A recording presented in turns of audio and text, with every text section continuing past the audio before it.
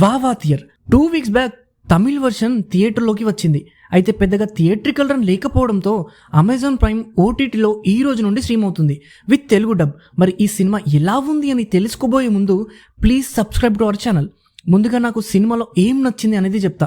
సినిమాలో ఒక super hero kind of context ఉంది అండ్ ఆ బేస్ ఐడియా ఏది అయితే ఉందో అది ఐడియా లెవెల్లోనే బాగుంది. నన్ను అయితే ఎగ్జైట్ చేసింది, అరే ఇలా కూడా ఆలోచించవచ్చు కదా అనేటట్టు. ఇంకా కార్తీ గారి పర్ఫార్మెన్స్ సినిమాకి one of the crucial positive factor. ఆయన టైమింగ్ ఎనర్జెటిక్ పర్ఫార్మెన్స్కి ఒక వైబ్ని తీసుకొచ్చింది. ఆయన యాక్టింగ్లో ఒక గమ్మత్తు ఉంటుంది, ఒక మ్యాజిక్ ఉంటుంది.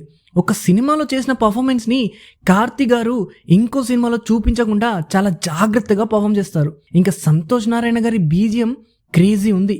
తమిళ్లో సాంగ్స్ కూడా బాగున్నాయి, బట్ తెలుగులో సాంగ్స్ బాగాలేవు. టెక్నికల్గా డీసెంట్ వర్క్ అనిపించింది.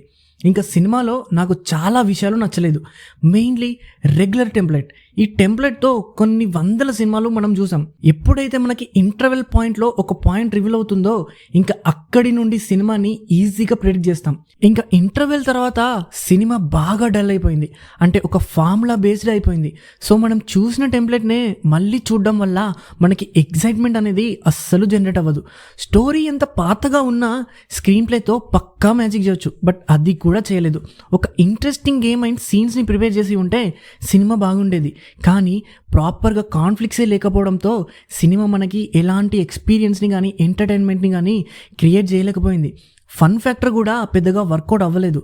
కామెడీ సీన్స్ చాలా ఆడ్గా అండ్ ఫోర్స్డ్గా అనిపిస్తాయి. ప్రాపర్గా నవ్విన సీన్స్ ఒక్కడి కూడా లేదు. ఒక కాంటెక్స్తోనే జోక్స్ ఉంటాయి, కానీ ఆ పర్టికులర్ కాంటెక్స్టే మనకి ఇంట్రెస్టింగ్గా చూపించలేనప్పుడు ఇంకా దాని నుండి వచ్చే కామెడీ కూడా మనల్ని ఇంప్రెస్ చేయదు. నేను పాజిటివ్స్లో చెప్పినట్టుగా బేసిక్గా ఐడియా బాగుంది, కానీ అది స్క్రీన్ ప్లే ఫార్మాట్లో అండ్ ఎగ్జిక్యూషన్ లెవెల్లో బాగా డ్యామేజ్ అయిపోయింది. ద మోస్ట్ ఇరిటేటింగ్ థింగ్ ఏంటంటే తెలుగు డబ్బింగ్లో ఎంజీఆర్ గారిని మన సీనియర్ ఎన్టీఆర్ అని చెప్తారు. అంటే విజువల్స్ ఎంజీఆర్వి పడతాయి, బట్ తెలుగు డబ్ కోసం ఆడియోలో ఎన్టీఆర్ అని వచ్చింది. అది ఎంత ఇరిటేటింగ్గా ఉంటుంది మీరే చెప్పండి. తెలుగు డబ్బింగ్ అయితే మాత్రం విజువల్స్ ఒక్కటి ఉంది, ఆడియో ఇంకోటి. ఎంత వర్స్గా ఉంటుంది. ఎంజీఆర్ని ఎంజీఆర్ అని చెప్తే ఏమవుద్ది? విజువల్స్ ఎంజీఆర్వి చూపిస్తూ ఎన్టీఆర్ అని చెప్పడం వల్ల ఏంటి ఉపయోగం? తెలుగు డబ్బింగ్ అయితే బాగాలేదు, చూస్తే తమిళ్లోనే చూడండి. ఇంకా సినిమాలో టర్నింగ్ పాయింట్ ఒక ఎమోషనల్ రీజన్స్ వల్ల జరిగిద్ది. అయితే ఆ ఎమోషనల్ మూమెంట్ మనకు అస్సలు కనెక్ట్ అవ్వదు అండ్ ఆ emotional track throughout the film ఉంటుంది, బట్ మనం అస్సలు ఫీల్ అవ్వము.